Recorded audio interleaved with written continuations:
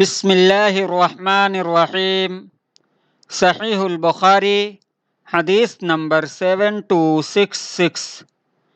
رسول اللہ صلی اللہ علیہ وسلم نے فرمایا، نبی کریم صلی اللہ علیہ وسلم کا قبیلہ عبد القیس کے وفد کو نصیحت کرنے کے بارے میں ابو حمزہ روایت کرتے ہیں، حضرت عبداللہ بن عباس رضی اللہ تعالی عنہما مجھے خاص اپنے تخت پر بٹھا لیا کرتے تھے۔ انہوں نے ایک بار بیان کیا کہ قبیلہ عبد القیس کا وفد آیا۔ جب وہ لوگ نبی کریم صلی اللہ علیہ وسلم کی خدمت میں پہنچے، نبی کریم صلی اللہ علیہ وسلم نے پوچھا، کس قوم کا وفد ہے؟ انہوں نے کہا کہ ربیعہ قبیلے کا۔ نبی کریم صلی اللہ علیہ وسلم نے فرمایا کہ مبارک ہو اس وفد کو، یا یوں فرمایا کہ مبارک ہو بلا رسوائی اور شرمندگی اٹھائے ہوئے آنے والی قوم کو۔ انہوں نے کہا، یا رسول اللہ، ہمارے اور آپ کے بیچ میں مضر کافروں کا ملک پڑتا ہے۔ آپ ہمیں ایسی بات کا حکم دیجئے جس سے ہم جنت میں داخل ہوں، اور پیچھے رہ جانے والوں کو بھی بتائیں۔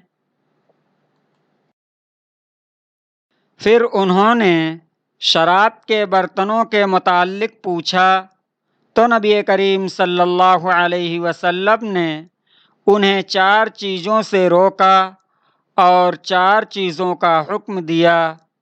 آپ صلی اللہ علیہ وسلم نے ایمان باللہ کا حکم دیا۔ دریافت فرمایا، جانتے ہو ایمان باللہ کیا چیز ہے؟ انہوں نے کہا کہ اللہ اور اس کا رسول زیادہ جانتے ہیں۔ فرمایا کہ گواہی دینا کہ اللہ کے سوا اور کوئی معبود نہیں، اور محمد صلی اللہ علیہ وسلم اللہ کے رسول ہیں، اور نماز قائم کرنے کا حکم دیا اور زکوٰۃ دینے کا۔